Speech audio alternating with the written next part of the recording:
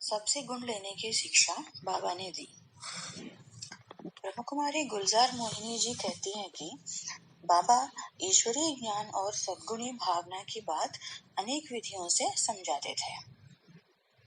श्रीमद् भागवत में दत्तात्रेय के बारे में यह लिखा है कि उसने 24 वस्तुओं और जीवों से गुण लिया था और उन गुणों के आधार पर उसने अपने जीवन को ज्ञाननिष्ठ, चित्त को शांत और वृत्ति को उपराम बनाया था। आज भी लोग श्रीमद् भागवत के 11वें स्कंद में जब यह पढ़ते हैं कि दत्तात्रेय ने वस्तु या जीव प्राणी से गुण लिया था तो वो बहुत खुश होते हैं। हम भी स्वयं को बहुत सौभाग्यशाली मानते हैं कि जब बाबा ने हमें भी अनेक वस्तुओं और जीव प्राणियों से गुण लेने की सुझाव दी है।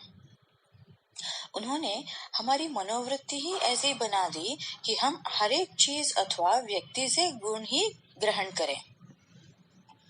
और बाबा ने यह भी समझाया कि किस किस वस्तु, परिस्थिति, व्यक्ति अथवा जीव प्राणी से क्या क्या गुण लेने की बुद्धि हमें दी अथवा क्या क्या अवगुण छोड़ने की शिक्षा दी।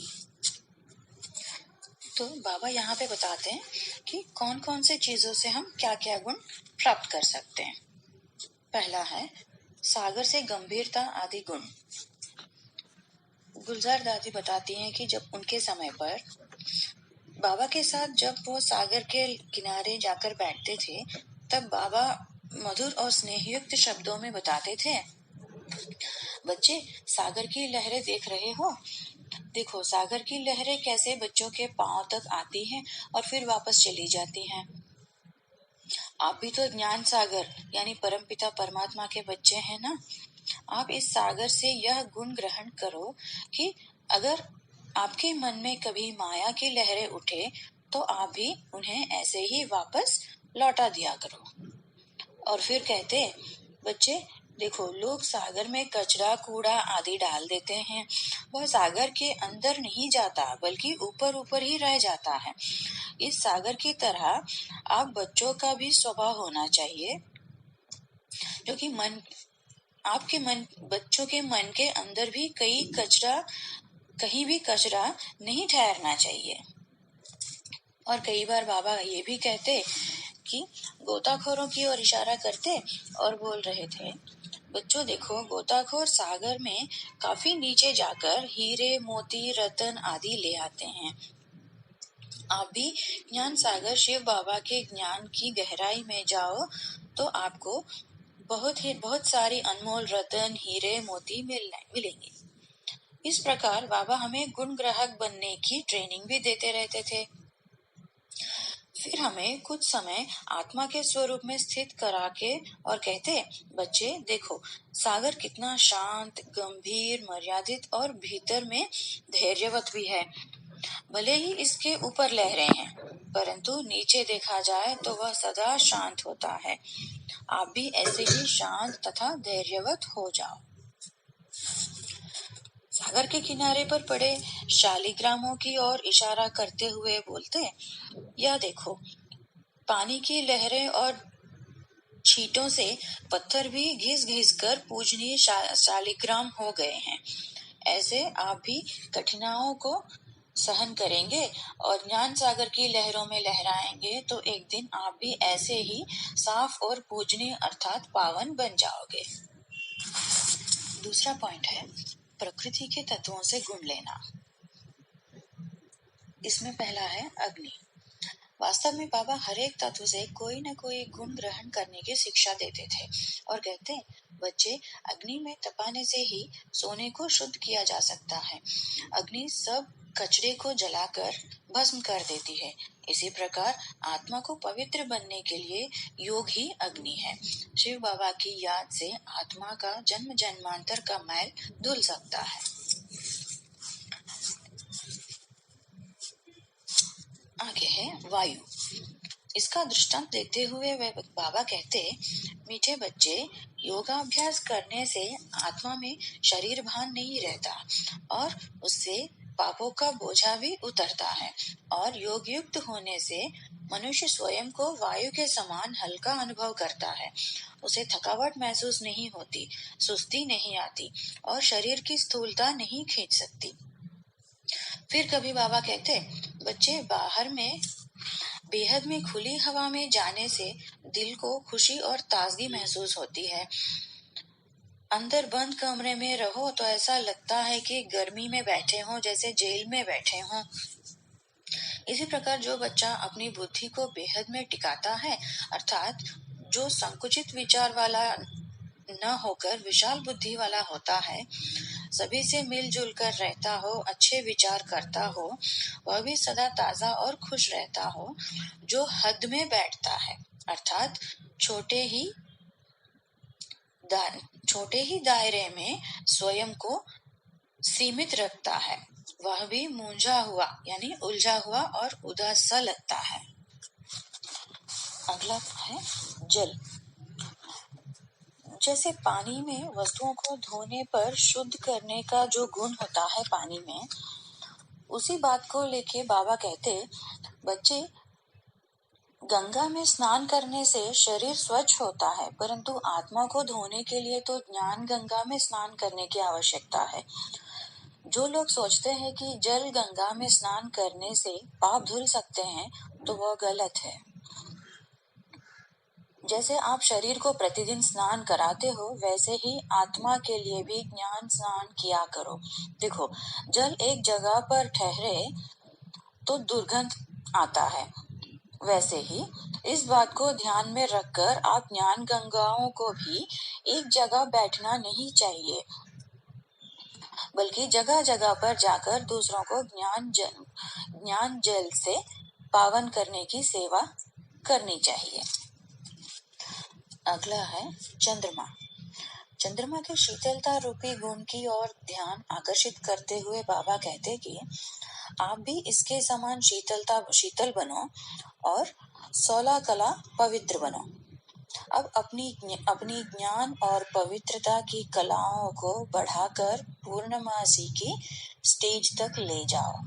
यानी बाबा कहते हैं, यहाँ पे हर एक गुण में 16 कला, जितने भी सारे गुण हैं, हर एक गुण में 100% प्योरिटी होनी चाहिए। ये बात बताते हैं बाबा। अगला है बादल। बादलों का उदाहरण देकर बाबा कहते हैं, बच्चे, बादल सागर से जल भरकर मैदानों में आते हैं और वर्षा करके फिर चले जाते हैं। इसी प्रकार आप भी यह ज्ञान सागर के पास आकर स्वयं को ज्ञान जल में भरकर जाते हो।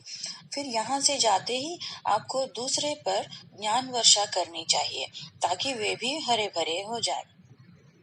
जो बच्चे यहाँ से जाकर दूसरी जगह पर ज्ञान वर्षा नहीं करते, उनके बारे में बाबा समझाते हैं कि वह बादल भरे नहीं हैं, वे अभी खाली खाली हैं। तो इस प्रकार एक एक तत्व से गुण लेने का पाठ जो बाबा पढ़ाते हैं और कहते, बच्चे, अब सभी तत्व तमोगुणी हो गए हैं, क्योंकि सभी मनुष्य तमो प्रधान बन गए हैं। इसलिए अब ये तत्व भी नियम को छोड़कर मनुष्य को दुख देने वाले बन गए हैं। ये बिगड़े हुए भी बाढ़, भूकंप, तूफान, अतिवृष्टि, अनावृष्टि, अकाल आदि के रूप में भविष्य में सृष्टि के महाविनाश के निमित्त बनेंगे और मनुष्य आत्माओं को घोर संकटों में घेरेंगे। अब अगर मनुष्य सुधर जाए तो ये भी सुधर जाएंगे। ये सभी मनुष्य के चरित्र पर निर्भर है और आप पहले अपनी कर्मेंद्रियों को वश में करो और योग बल द्वारा इनकी भी सेवा करो। योग से ही सारी सृष्टि सतो प्रधान बनती है। आज अज्ञानी लोग तो सूर्य नमस्कार, वृक्ष पूजा, भूमि पूजा, नक्षत्र पूजा आदि आदि के रूप में तत्व पूजा अथवा भूमि पूजा करने लग गए हैं। अब आप इन सब को छोड़कर एक शिव बाबा को याद करते रहो, तो ये सभी तत्व भी वशीभूत हो जाएंगे और सुख देने वाले हो जाएंगे। अगला तीसरा गुण है फूल और फलों से गुण लेना। बहुत बार बाबा कहते, देखो फूल कितने पवित्र होते हैं, ये सबकी सेवा करते हैं। पवित्रता और सेवा, ये दोनों इनके मुख्य गुण हैं, इसलिए ही ये देवताओं पर चढ़ाए जाते हैं। देखो इनकी तरह आप भी कांटों के बीच में रहते हुए भी अपनी कोमलता, सुंदरता और सुगंधि को बनाए रखो। जो भी इनके पास आता है यह सुगंधि से करते तथा उनके मन को ताजा कर देते हैं। तो बच्चे, आप भी चेतन फूल हो, आप भी इनकी तरह सदा खिले रहो। शिव बाबा इस बगीचे का माली है, उसने ही आपको कांटों से फूल बनाया है। पहले आप कांटे थे, आप में काम, विकार, क्रोध आदि के विकार थे, उनके कारण आप दूसरों को दुख देते थे। अब आप फूल की तरह पवित्र बनो और दिव्य गुण रूपी सुगंधि धारण करो और कांटा बनना छोड़ दो, अर्थात दूसरों को दुख देना छोड़ दो। सबसे बड़ा कांटा है काम, विकार और क्रोध। यह दोनों तो जन्म जन्मांतर दुख देने वाले हैं।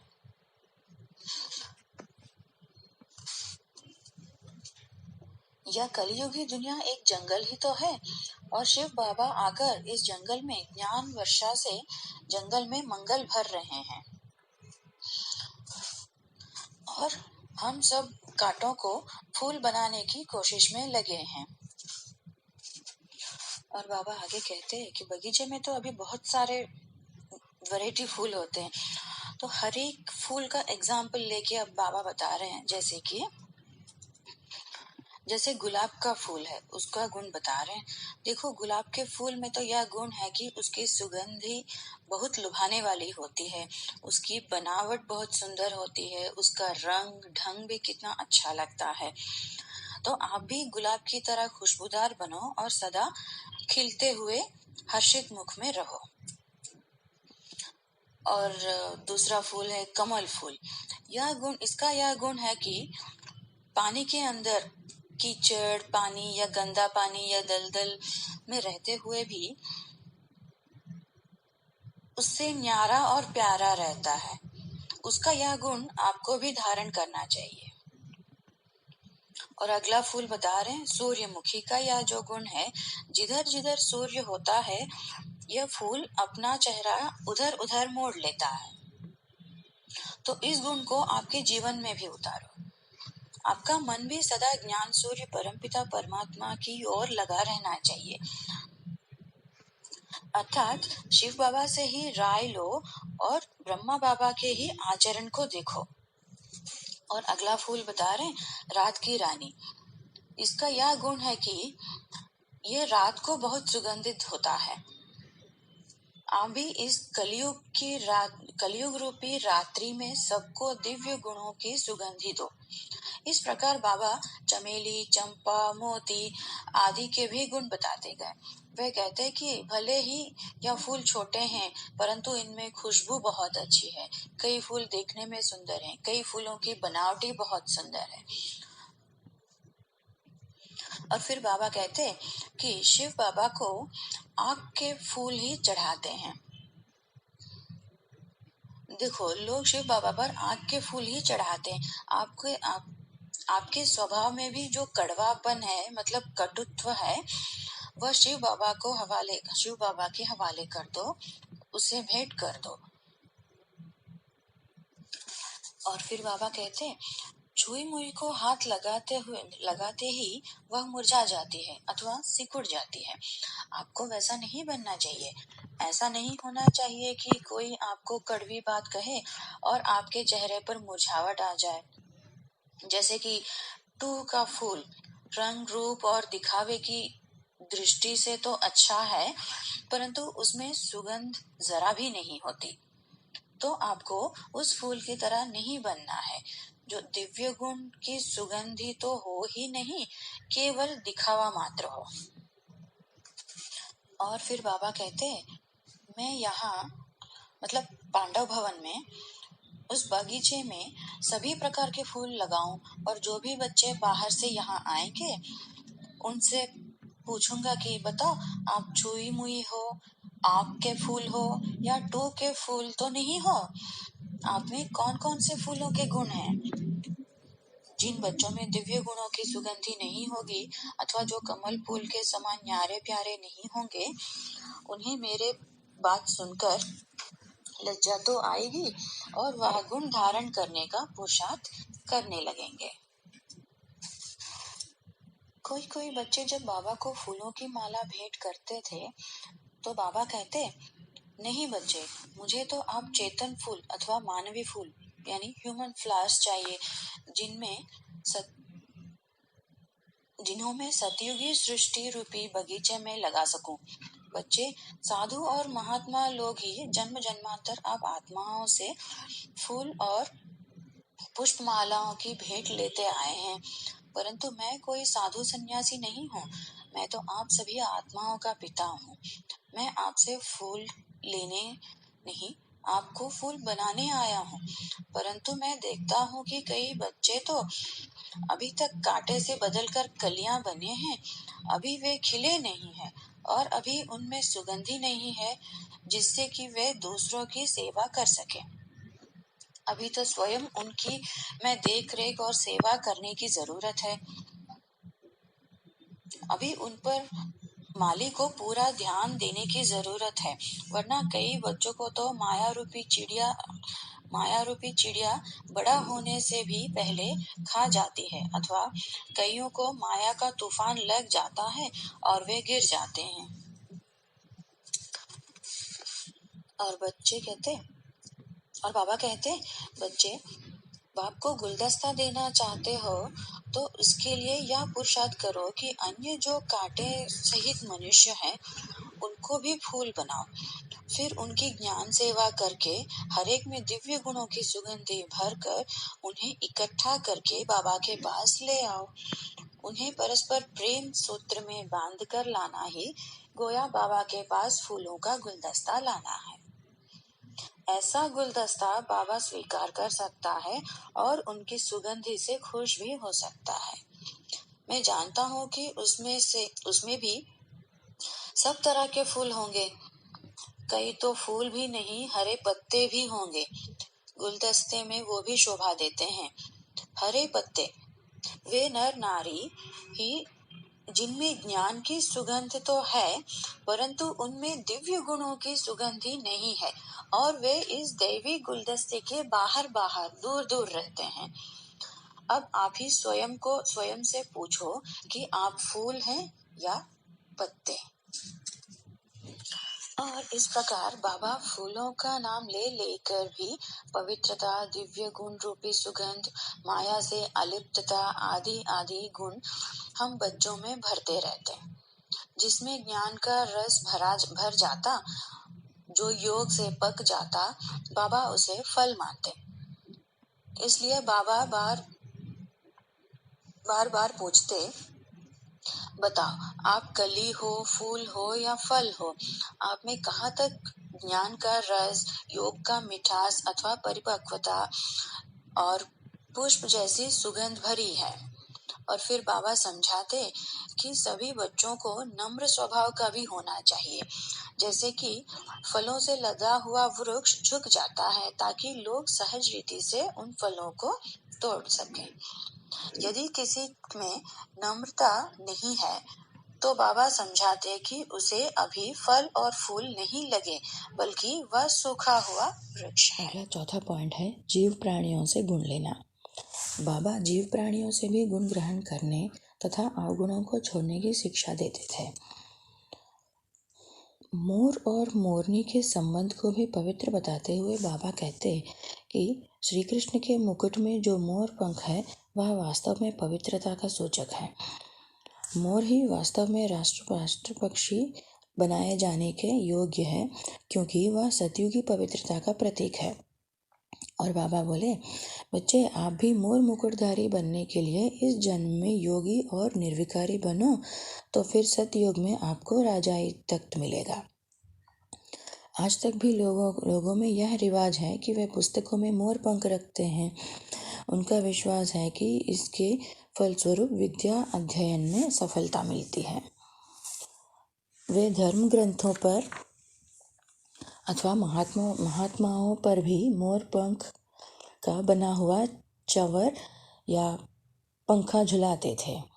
इसका कारण भी यह है कि मोर पवित्रता का संकेत है और यह ठीक मान्यता है कि पवित्रता धारण करने से ही मनुष्य को विद्या की प्राप्ति में सफलता होती है और वह महात्मा भी बनता है। भृंगी और कीड़े का उदाहरण देते हुए बाबा कहते हैं, जैसे भृंगी कीड़े को अपनी बिंबी में ले जाकर उसे बंद कर देती है और भूं भूं करके उसे अपने समान बना देती है, वैसे ही आप बच्चे जिन्हों को ईश्वरीय ज्ञान मिला है उनका भी यह कर्तव्य बनता है कि कीड़े की तरह विकारी मनुष्यों को ज्ञान सुना सुनाकर अपने समान बना दो।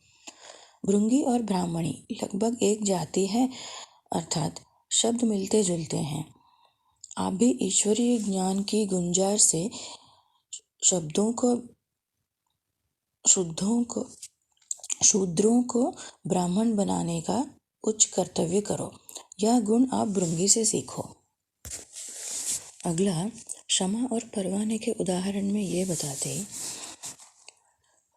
ऐसे कुछ होते हैं कि जो क्षमा पर फिदा हो जाते हैं, दूसरे जो कि क्षमा का चक्कर लगाकर लौट जाते हैं। इसी प्रकार कुछ मनुष्यात्माएं ऐसी भी होती हैं जो कि जागती ज्योति अथवा चेतन क्षमा मतलब परमात्मा पर फिदा हो जाते हैं, तन मन धन से अपने को समर्पित कर देते हैं। और अन्य बहुत सी आत्माएं हैं तो क्षमा के पास आकर भी वापस चले जाते हैं।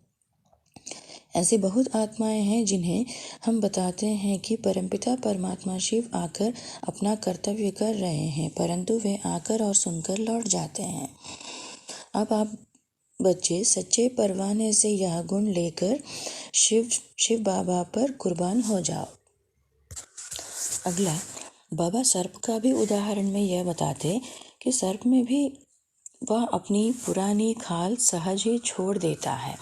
इसी प्रकार जो योगाभ्यास द्वारा शरीर भान को छोड़ना सीख जाता है, उसके फलस्वरूप सतयुग में जीवन मुक्त अवस्था में उसमें यह योग्यता होती है कि वह पुराने शरीर को बिना कष्ट के छोड़ देता है, जैसे सर्प अपना पुराना खाल को छोड़ देता है आसानी से।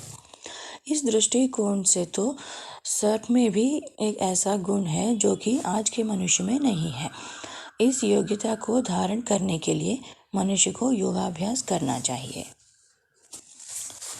अगला बाबा कहते कि शंकराचार्य और दूसरे सन्यासी जो कि स्त्री को सर्पणी मानते हैं, उनका मानना है कि नारी नरक का द्वार है, वह माया रूपी नागिन है।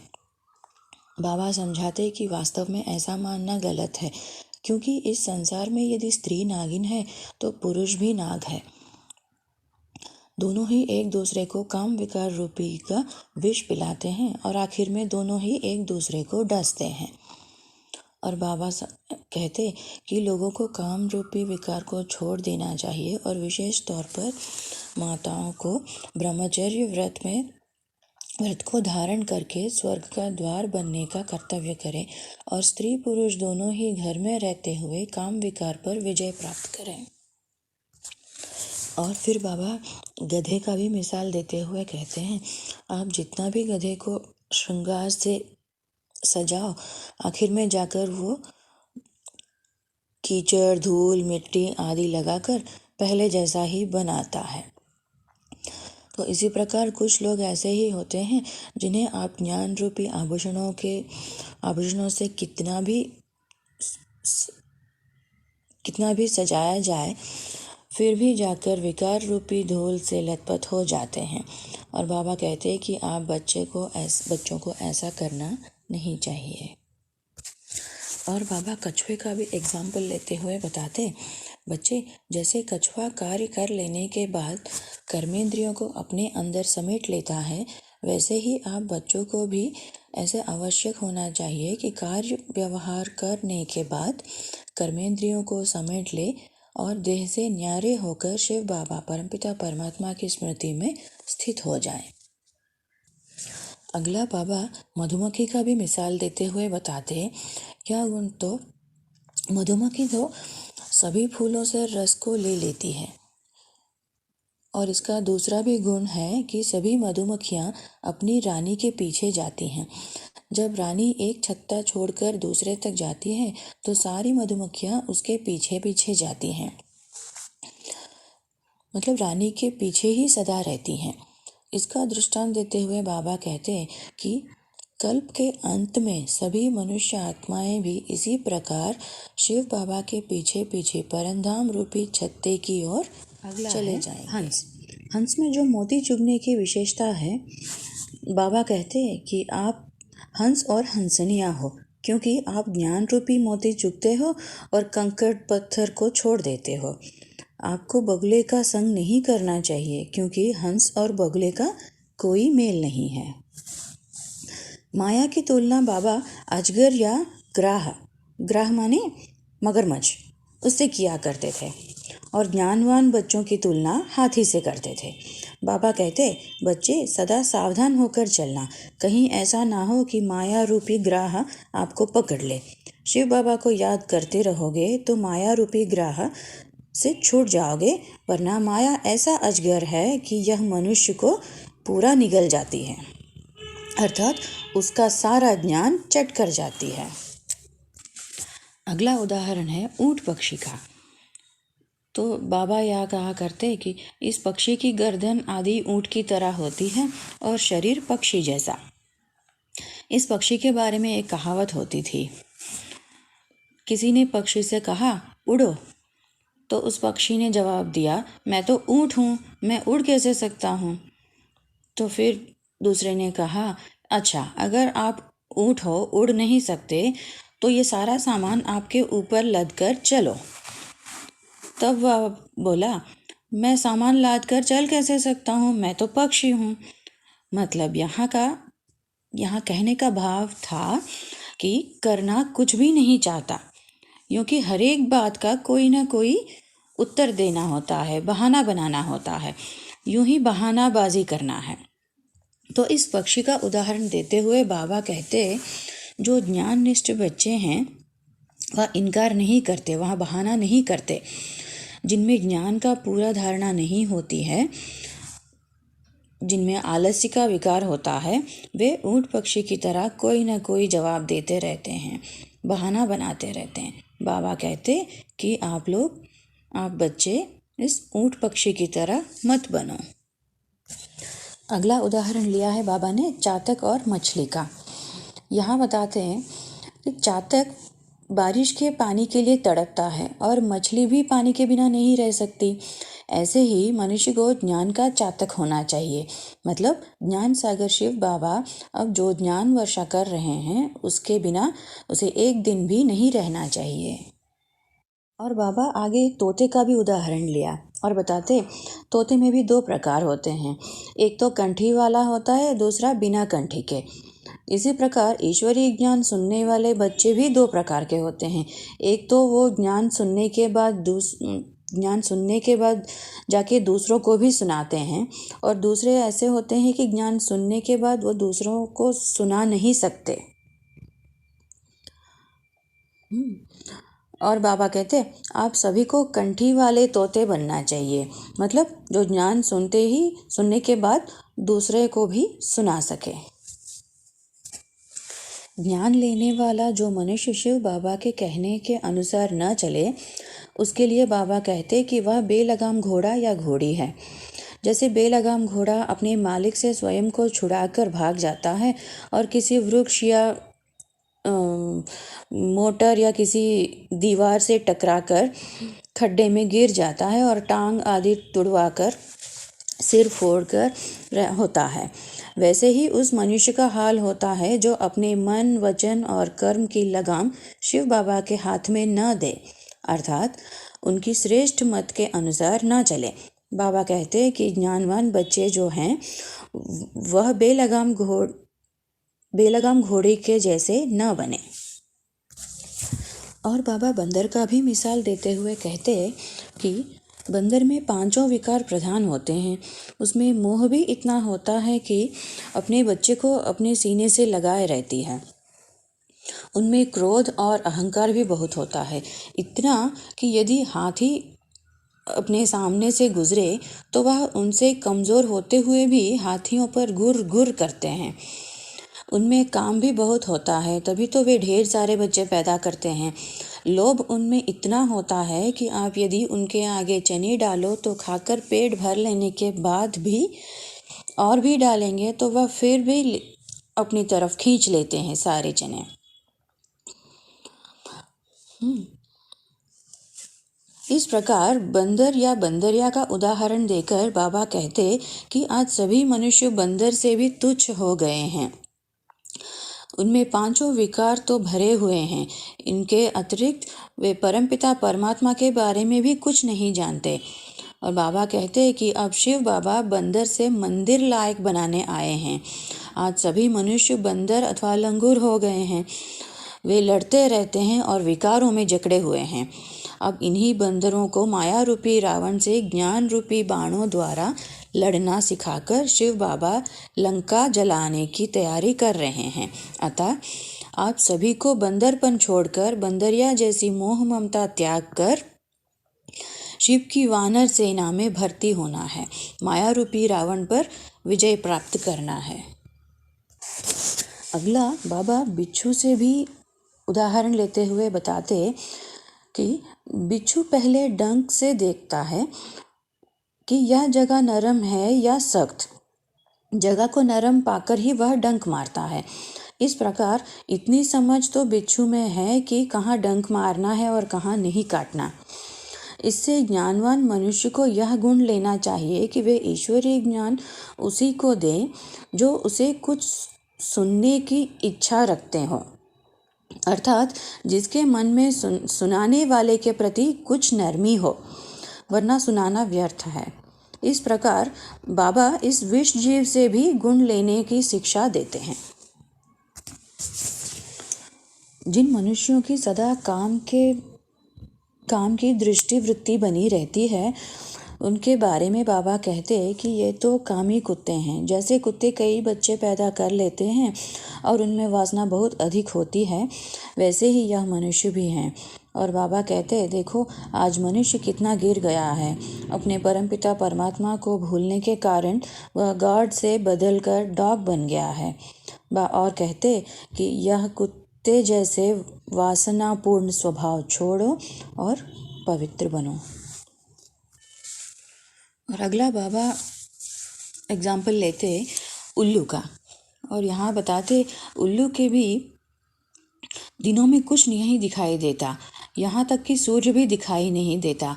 या जैसे चमगादड़ उल्टे लटके रहते हैं, वैसे ही आजकल के मनुष्य भी मानो उल्टे लटके हुए हैं और उन्हें ज्ञान सूर्य परमपिता परमात्मा जो कि अवतरित होकर कार्य कर रहे हैं, ज्ञान प्रकाश फैला रहे हैं, दिखाई नहीं देता। वे शरीर को आत्मा मान बैठे हैं, कल्प की आयु लाखों करोड़ों वर्ष बताते हैं और गीता का भगवान परम पिता के बजाय 84 जन्म के चक्र में आने वाले श्री कृष्ण बताते हैं। इस प्रकार उल्टे लटके हुए हैं, मतलब उल्लू के समान अंधे बने हुए हैं। बाबा कहते हैं कि अब मनुष्य को चाहिए कि वह ईश्वरीय ज्ञान ले ताकि उसे ज्ञान नेत्र मिले और वह उल्लू से बदलकर अल्लाह का बच्चा बन जाए। और आखिरी मिसाल लिया है बाबा ने ठाठारी बिल्ली। बाबा समझाते कि मनुष्य को ठाठारी बिल्ली यानी जिद्दी नहीं बनना चाहिए। इस प्रकार बाबा हरेक से गुण लेने और उनमें जो अवगुण हमें बुरे लगते हैं, उन अवगुणों को छोड़ने की शिक्षा देकर गुणवान बनाते हैं। तो इस तरह बाबा ने हमें समंदर से गुण लेने का, प्रकृति से गुण लेने का और फल और फूलों से भी गुण प्राप्त करने का और जीव प्राणियों से भी गुण प्राप्त करने का और न जाने कितने सारे चीज़ों से बाबा हमें गुण प्राप्त करने के लिए बता चुके हैं। अच्छा, ओम शांति।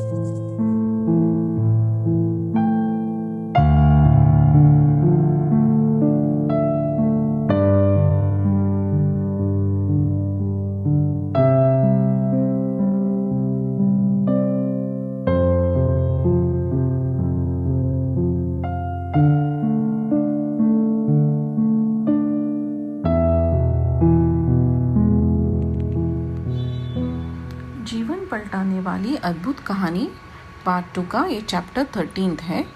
इसका शीर्षक है जस केले के पात पात में पात, तस ज्ञानी की बात बात में बात। अनेक विधि बाबा गुणों पर विशेष बल देते। वे स्वयं सभी के समक्ष आदर्श गुणमूर्त थे और दूसरों को भी यह शिक्षा देते कि वे सभी गुण धारण करें।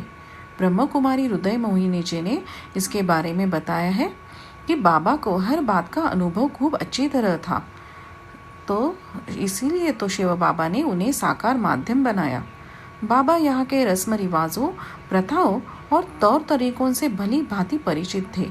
अतः कई बार वे ईश्वरीय ज्ञान के मनोरम रहस्यों को रस्मों रिवाजों के साथ संबंध करके बताते, जिसके फलस्वरूप ज्ञान सुनने वालों के आंखों के सामने कई दृश्य उपस्थित होते थे और उस अनुभव युक्त ज्ञान को सुनकर वो आनंदित होते थे। ऐसे ही कुछ रस्मों के बारे में बाबा ने बताया है, जैसे कि शादी की रस्म।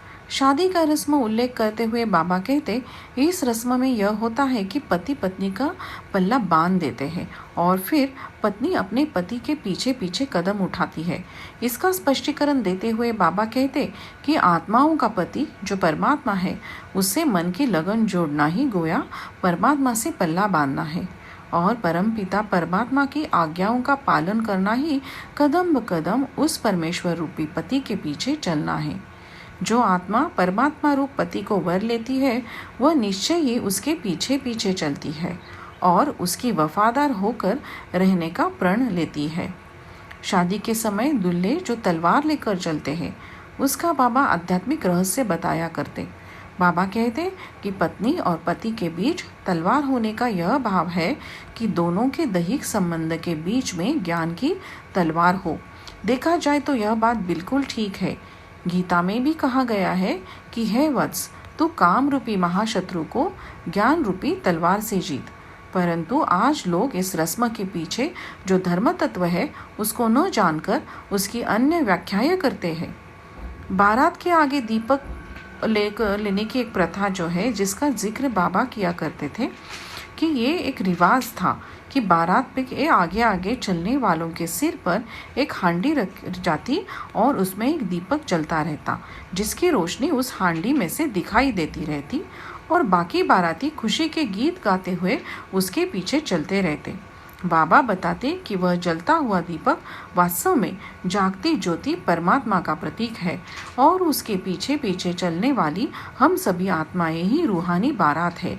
बाबा कहते कि मन ही मन शिव बाबा के मिलने के खुशी के गीत गाते हुए आप उस ज्योति अथवा दुल्ला के पीछे पीछे चलते चलो। आत्माओं को किन गहनों से सजाए?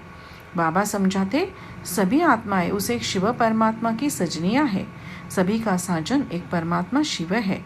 जन्म जन्मांतर उसे वरने के लिए हम व्रत रखते आए हैं और उसकी आराधना में लगे रहे हैं। अब वह आए हैं हम सब सजनियों को अपने साथ ले चलने के लिए। जिसका विवाह होता है, उस दुल्हन को बहुत से जेवरों और अलंकारों से सजाया जाता है, परंतु शिव परमात्मा तो शारीरिक गहने नहीं बल्कि आत्मा की सजावट देखते हैं। अब आप आत्माओं को ज्ञान के विभिन्न आभूषणों से सजाओ। देखो, आज शारीरिक विवाह में यह देखा जाता है कि कन्या पड़ी हुई कितनी है और गुणवान भी है या नहीं, तथा उसका कुल कैसा है। अतः शिव परमात्मा भी देखते हैं कि जो आत्मा उन्हें वरना चाहती है, वह किस पराकाष्ठा तक ईश्वरीय ज्ञान से युक्त है और वह दिव्य गुणों से युक्त कहाँ तक हुई है, तथा वह आसुरी कुल की है या दैवी कुल की। अतः यदि आप आत्माएं शिव परमात्मा को वरना चाहती है, तो ज्ञान युक्त एवं दिव्य गुणों से संपन्न बनो। इस प्रकार की बातें सुना सुनाकर बाबा ज्ञान निष्ठ और दिव्य गुण संपन्न बनने के लिए प्रेरित करते। शादी के बाद आजकल कुछ लोग पाश्चात्य रिवाज के अनुसार हनीमून करने चलते हैं। बाबा कहते, देखो तो ये हनीमून कैसा है। काम चिता पर जलने जाते हैं अथवा काम रूपी विष पीने और पिलाने की व्यवस्था करते हैं। पहाड़ी पर जाकर गोया विषय विकार के गर्त में एक दूसरे को धकेलते हैं और कहते हैं कि हम हनीमून कर रहे हैं। ओहो, आज मनुष्य उत्तम मर्यादा को, ईश्वरीय कायदे कानूनों को, दैवी रीति रस्मों को भूल ही गया है और एकदम देह अभिमानी और निर्लज्ज हो गया है। बाबा कहते, काम विकार वाली शादी खाना आबादी नहीं बल्कि खाना बर्बादी है। जिस्मानी प्यार प्यार नहीं विकार है। काम पर आधारित संबंध संबंध नहीं बड़ा बंधन है और एक प्रकार से कुठारघात यानी क्रिमिनल असॉल्ट है। बाबा समझाते कि काम विकार ही पतन की जड़ है। उदाहरण देते हुए वे कहते कि हमारी कन्या भारतीय परंपरा में 100 ब्राह्मणों से भी उत्तम मानी गई है, परंतु जिस दिन कन्या पूजन होता है बड़ी आयु के लोग भी उसे देवी अथवा शक्ति रूपी मानकर उसके आगे नतमस्तक होते हैं। कन्या को अपनी से बड़ी आयु वाले लोगों के आगे भी झुकना नहीं पड़ता, परंतु जब वही कन्या काम संबंध में बांध दी जाती है अर्थात उसका विवाह हो जाता है तो वह घूंघट निकाल कर चलती है, अपना मुंह छिपा लेती है और सबके आगे झुक झुक कर चरण स्पर्श करती है। देखो तो काम विकार उसे कितना गिरा और झुका देता है। एक छोटा ब्रह्मचारी बालक सन्यासी के समान बल्कि उससे भी ऊंचा महात्मा माना जाता है, परंतु बड़ा होकर जब वह काम वासना को लेकर विवाहित हो जाता है तो वह सन्यासियों के आगे झुकता रहता है। सतयुग में ऐसा विवाह नहीं होता। वहाँ पति पत्नी के बीच में वासना का संबंध नहीं था, वह संतति योग बल से पैदा होती थी। उस दुनिया के सभी लोग महात्मा थे जिन्हें कि देवता कहा जाता है। इस प्रकार बाबा ज्ञान की पराकाष्ठा पर ले जाते हुए ब्रह्मचर्य की चरण सीमा पर आसीन होने के लिए अत्यंत ओजस्वी शब्दों में प्रेरित करते। शिव की बारात का रहस्य भी बाबा खोलते। चित्रकार शिव की बारात में बहुत ही उटपटांग, भयावह और टेढ़े बाके चेहरे वालों को चित्रित करते हैं। उनमें से कई तो चुड़ैल, डायन, भूत प्रेत आदि भी होते हैं। इस बात की ओर इशारा करते हुए बाबा कहते हैं कि एक शिव की ही बारात को ऐसा दिखाई जाता है, क्योंकि परमात्मा शिव ऐसे समय सृष्टि में आत्माओं रूपी बारात में दुल्हा बनते हैं जब उन आत्माओं के गुण, कर्म, स्वभाव भूतों प्रेतों जैसे है। वरना सभी देवताओं के बीच ऊंच जो परम पिता शिव है उनकी भला ऐसी बारात क्यों होती। सतयुग में जो विवाह होते थे उसके बारे में बाबा कहते, उस समय के स्वयंवर का आज के विवाह से क्या मुकाबला। बाबा कहते कि उस समय तो लोगों के पास अतुल धन धान्य था। उन दिनों जब विवाह होता तब राजा लोग दहेज के साथ हाथी, दास दासियां और सोने चांदी तथा अन्य वस्तुओं का इतना भंडार दे देते कि जिसका हिसाब नहीं। परंतु आज तो भारत कंगाल और मोहताज हो गया है और मनुष्य का अपना जीवन निर्वाह भी कठिनाई से होता है। सतयुग और त्रेता युग में एक पत्नी का नियम था, परंतु आज तो मनुष्य की दृष्टि और वृत्ति वासना युक्त हो गई है। इसलिए आज धर्मपति और धर्मपत्नी के बीच धर्म का नाता नहीं रहा। अब फिर शिव बाबा आकर दैवी धर्म का नाता स्थापित कर रहे हैं। सती की एक रस्म थी जिसके बारे में भी बाबा बताया करते थे कि पहले कई जातियों में यह रिवाज था कि प्रतिव्रता नारी अपने पति के देहांत के बाद उसके साथ अपना भी दाह कर लेती। इस प्रकार जीते जी अग्नि समर्पण होने अथवा चिता पर चढ़ जाने की रस्म को वे सती कहते। रूढ़िवादी लोग इस रस्म को अच्छा मानते और उस पत्नी को सती हुआ जानकर कहीं तो ऐसा भी होता कि लोग ढोल बजाते और उस नारी के गले में फूल मालाएं डालते और ढोल की आवाज में एक एक पग चिता की ओर बढ़ते हुए वह नारी पति के पास पहुंचकर अग्नि प्रवेश करती। इस भयावह दृश्य को लोग धर्मानुकूल मानते। बाबा कहते कि वास्तव में सती की रस्म कुछ और ही है। जीते जी अग्नि प्रवेश करना तो अपनी हिंसा करना है। हिंसा को धर्मानुकूल कैसे कहा जा सकता है। फिर देखिए तो समाज की यह कैसी प्रथा है कि पति के जाने के बाद पत्नी तो उसके साथ ही शरीर दाह कर लेती और यदि पत्नी पहले मर जाती तो ऐसा पति कभी नहीं करता। बाबा कहते कि इस प्रकार अपने अनमोल जीवन का अंत करने में मनुष्य का क्या कल्याण है। यह तो एक प्रकार से मोह, लोक लाज, निंदा का भय अथवा अज्ञान जनित प्रथा है। लोग कहा करते कि इस प्रकार सती होने से पत्नी पति लोक को प्राप्त होती है और उसका साथ इसी जन्म में अंत न होकर आगे भी बना रहता है, और ऐसा करने से नारी विधवा कहलाने से तथा लोगों की कुदृष्टि से भी बच जाती है। सोचिए तो यह कैसा समाज है और इसका कैसा आलाप है। बाबा बताते कि वास्तव में ज्ञान और योग की अग्नि प्रज्वलित करके उसमें अपने पुराने जंगली संस्कारों रूपी लकड़ियों को झोंक कर जो परमेश्वर रूप पति के प्रेम में अग्नि द्वारा दाह जैसे कष्टों को भी झेलता है, उसका ही ईश्वर प्रेम वास्तव में सच्चा है। इस दृष्टिकोण से वह आत्मा सती है, जो कि उस परमेश्वर रूपी पति के लोक यानी ब्रह्मलोक को जाती है। इस प्रकार सती होने वाली आत्मा फिर बाद में स्वर्गिक सृष्टि में सदा के लिए विधवापन के अभिशाप से, लोक निंदा से और कुदृष्टि से बच जाती है। बाबा से जब कोई मिलता तब भी बाबा कहते, अब आप आत्माओं का पति तो एक परमात्मा है, अतः मिलना आपको उसी से ही है, वही आपका पुरुष है, दूसरे सब पर पुरुष है। अतः आप पहले यह सोचो कि आप किससे मिल रहे हो।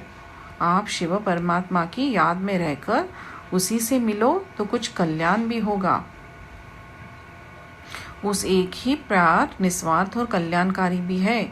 शरीरों से प्यार करना तो देह अभिमान का सूचक है और वह अंत कल्याणकारी है। तिलक जो मस्तक पर लगाया जाता है उसके बारे में बाबा बताते कि मंदिरों में ब्राह्मण अथवा पुजारी लोग भक्तों के मस्तक पर भ्रुकुटी में जो तिलक देते हैं, इस प्रथा का एक बहुत उच्च आध्यात्मिक रहस्य है जो प्रायः अब लुप्त हो गया है। इसी प्रकार माताएं भी अपने मस्तक पर जो बिंदी लगाती है उसके पीछे भी एक आध्यात्मिक भाव है। वास्तव में ये तिलक अथवा बिंदी स्वयं को आत्मा की याद दिलाने के लिए तथा दूसरों की दृष्टि को आत्मा की ओर आकर्षित करने का एक साधन है। परंतु आज लोग यह भूल गए हैं कि आत्मा भ्रुकुटी में निवास करती है और वे लकीर के फकीर ही बने हुए हैं। इस प्रकार तिलक की प्रथा का आध्यात्मिक रहस्य समझाते हुए बाबा कहते कि अब आप अविनाशी ज्ञान रूपी केसर अथवा चंदन में से स्वयं को भी तिलक दो अथवा दूसरों को भी। ज्ञान के बिना जो भक्त लोग तिलक देते हैं अथवा लेते हैं वो तो एक दिन में मिट जाता है और उसको धारण करके भी वे आत्मा के स्वरूप में निष्ठ नहीं होते। अब आप इस निश्चय में स्थित हो अथवा स्मृति में टिक जाओ कि मैं एक अविनाशी ज्योतिर्बिंदु रूप आत्मा हूँ जो कि भ्रुकुटी में वास करती है। यह स्मृति ही स्वयं को सच्चा तिलक लगाना है और स्वयं को ज्योतिर्बिंदु निश्चय करना ही ज्ञानवान नर नारियों के लिए बिंदी लगाना है। मृत्यु समय मुख में गंगा जल डालने की एक प्रथा थी, उसके बारे में बाबा कहते कि वास्तव में ईश्वरीय ज्ञान ही ऐसा गंगा जल है जो कि परम पिता शिव ने दिया है और इसी से आत्मा पावन होकर स्वर्ग जाती है। बाबा कहते अब सारी सृष्टि मृत्युशैया पर है क्योंकि एटम बम द्वारा अथवा अन्य विनाशकारी साधनों द्वारा इस सृष्टि का महाविनाश निकट भविष्य में ही होने वाला है। जो भी मनुष्य की श्वास सब समाप्त हो जाए इस पर तो कोई भरोसा नहीं है। इसलिए मनुष्य को चाहिए कि वह प्रतिदिन ज्ञान रूपी गंगा जल का पान करता ही रहे। और अन्य जो मृत्यु के संबंधित प्रथाएं थी जिसके बारे में भी बाबा बताया करते थे कि जैसे कि लोग शव उठाकर शमशान की ओर जाते हैं तो शहर से निकल अर्थी को घुमाकर शव के पांव नगर की ओर उसका मुख श्मशान की ओर कर देते हैं। इस रस्म का उल्लेख करते हुए बाबा कहते कि जब भी कलियुगी सृष्टि का महाविनाश मानो हुआ ही पड़ा है और यह संसार एक बृहद श्मशान बनने वाला है तो मनुष्य को चाहिए कि वह जीते जी अपने पांव नगर अथवा संसार की ओर कर ले और मुख विनाश की ओर कर ले। कहने का भाव है कि जीते जी संसार में बुद्धियोग तोड़कर आने वाले समय का ध्यान करते हुए अनासक्त और उपराम चित्त हो जाए। बाबा कहते कि मरने के बाद मुख मोड़ने से क्या लाभ, जीते जी संसार को देखते हुए उससे बुद्धि मोड़ लेना ही वास्तव में कल्याणकारी है। जन्म के संबंधित भी बहुत सारी प्रथाएं हमारे समाज में होती हैं, उसके बारे में भी बाबा उनके आध्यात्मिक रहस्यों को वर्णन करते हुए बताते कि एक रिवाज चला आया है कि बहुत से लोग बच्चे के जन्म होने पर उसकी जीभ पर मधु से ओम शब्द लिख देते। वास्तव में इसका भाव तो यही है कि इस प्रकार में शुरू से ही मनुष्य अपने स्वरूप पर पहचाने और उसमें स्थित रहे। किंतु लोग यद्यपि ऐसा लिख देते हैं वे स्वयं भी ओम के अर्थ स्वरूप में स्थित नहीं होते और बच्चे के बड़े एवं समझदार होने पर उसको भी स्वरूप का ज्ञान नहीं देते, तब फिर उस अनजान अवस्था में ओम लिखने का क्या लाभ। बाबा विनोदपूर्ण रीति से कहते कि छोटा बच्चा जब रोता है तो वह वाह वाह करता है। इसके बारे में भी एक उक्ति प्रचलित है। कहते जब बच्चा माँ के गर्भ में होता है और वह कष्ट क्लेश तथा जेल और गंदगी का अनुभव करता है तो धर्मराज से कहता है, अब की बार मुझे बाहर निकाल दो तो मैं वचन देता हूँ कि फिर मैं कोई बुरा काम नहीं करूँगा। परंतु बाहर संसार में आकर वह वाह वाह करता है, जिसका भाव यह होता है कि मैंने वहाँ गर्भ जेल में जो वचन किया था वहाँ की बात वही रहा। गोया वह अपने वचन को भूल जाता और फिर इस संसार की चाशनी चाट कर यहाँ का हो जाता है और विकर्म करने लग जाता है। यह वचन तो कर आया था कि अब मैं ईश्वर को याद करूँगा, लेकिन यहाँ आकर फिर वैसे का वैसा ही हो जाता है। इसका उल्लेख करते हुए बाबा कहते कि अब मनुष्यों को भूल नहीं करनी चाहिए। कुछ अपराधी ऐसे होते हैं जो जेल से छूटकर बाहर आते हैं तो फिर से अपराध करना शुरू कर देते हैं। उन्हें जेल बर्ड कहा जाता है। सभी मनुष्य एक दृष्टिकोण से जेल बर्ड ही है, क्योंकि वो गर्भ जेल से बाहर आते ही फिर विकर्म करना शुरू कर देते हैं। बाबा कहते हैं जब आपकी अंतिम जन्म है, धर्मराज बाबा अथवा धर्म का राज्य स्थापित करने वाले शिव बाबा सृष्टि रूपी जेल को पीड़ाओं से मुक्त करने आए हैं, तब तो आप अपराध अथवा विकारों से बचकर रहे। अगर ज्ञान प्राप्त करने के बाद कोई विकर्म करता है तो उसको 100 गुना दंड मिलता है। बाबा ज्ञान के इस सूक्ष्म रहस्य की ओर भी ध्यान आकर्षित करते कि जिस क्षण बच्चा पैदा होता है उसी क्षण से वह अपने पिता की संपत्ति का उत्तराधिकारी तो बन ही जाता है। उस वर्षे अथवा संपत्ति को संभालने के लिए उसकी आयु बड़ी होनी तथा उसमें योग्यता का होना जरूरी है। उसके लिए समय लगता है। इस बात में कोई इनकार नहीं करता कि विरासत का अधिकारी तो वह जन्म के क्षणों से ही हो जाता है। ठीक इसी प्रकार परमात्मा भी हम सब आत्माओं का परम पिता है। वह अविनाशी पवित्रता, सुख और शांति रूपी संपत्ति का मालिक है। यदि हम इसी क्षण स्वयं को उसका पुत्र निश्चित करें और इस संबंध में स्थित होकर ही हम जीवन निर्वाह करें तो हम परमात्मा की अविनाशी संपत्ति के अधिकारी तो इसी क्षण से हो जाएंगे। तब हमारी खुशी का पारा कितना चढ़ जाएगा। आहा, हम ऐसे पिता के उत्तराधिकारी बच्चे। परंतु सहज से किंतु अथवा महत्वपूर्ण ज्ञान बिंदु को भी कोई विरला ही समझता है। यदि कोई समझ जाए तो वह वैकुंठ के स्वराज्य का मालिक बन सकता है। लेकिन जैसे हथेली पर पारा मुश्किल से टिकता है, वैसे ही ज्ञान का यह नुक्ता विकारों से फिसलती हुई बुद्धि पर मुश्किल ही टिकता है। बाबा कहते जब किसी बच्चे को गोद ले लिया जाता है अथवा जब कोई उस धर्म का बच्चा बनता है तो जो उसे गोद लेता है उसकी संपत्ति का वह उत्तराधिकारी हो जाता है और उसी का उपनाम अब उस बच्चे के नाम के साथ ही प्रयुक्त होने लगता है। अब वह बच्चा गोद लेने वाले पिता को ही अपना पिता निश्चय करता है। ठीक इसी प्रकार यद्यपि सभी मानव देहधारियों का अपना अपना अलग अलग दैहिक पिता है, परंतु अब शिव बाबा सबको कहते हैं अब मेरे ईश्वरीय गोद के बच्चे अथवा मेरे धर्म के बच्चे बन जाओ तो मैं आपको स्वर्गिक राज्य भाग्य के रूप में उत्तराधिकार दूंगा। कोटि कोटि मनुष्यों के जब ये ईश्वरीय ऐलान सुनाया जाता है तो वे बहरे होकर सुनते रहते हैं और उत्तर देने के लिए गूंगे से खड़े रहते हैं और जो समझने की बात है उसके बारे में बुद्धू का सा व्यवहार करते हैं। सोचो तो, यदि आज करोड़पति साधु स्वभाव का व्यक्ति किसी को कहे कि तुम मेरी गोद के बच्चे बन जाओ तो वह बच्चा यदि समझदार होगा और कमबख्त भी नहीं होगा तो क्या वह इनकार करेगा? मुफ्त में यदि किसी को करोड़ों की संपत्ति मिले तो कौन आए भाग्य को लौटाकर मूर्खों की पंक्ति में खड़ा होगा? तब ऐसे मनुष्य को आप क्या नाम देंगे जो ईश्वर की गोद का बच्चा नहीं बनना चाहता?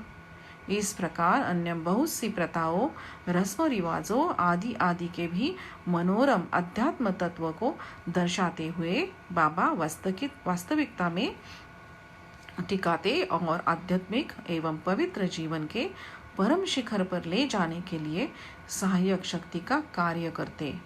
उनकी बातों में से ये प्रतीत होता जैसे केले के पात पात में पात होती है, वैसे ही ज्ञानी की हर बात में कोई न कोई ज्ञान की बात होती है। ओम शांति।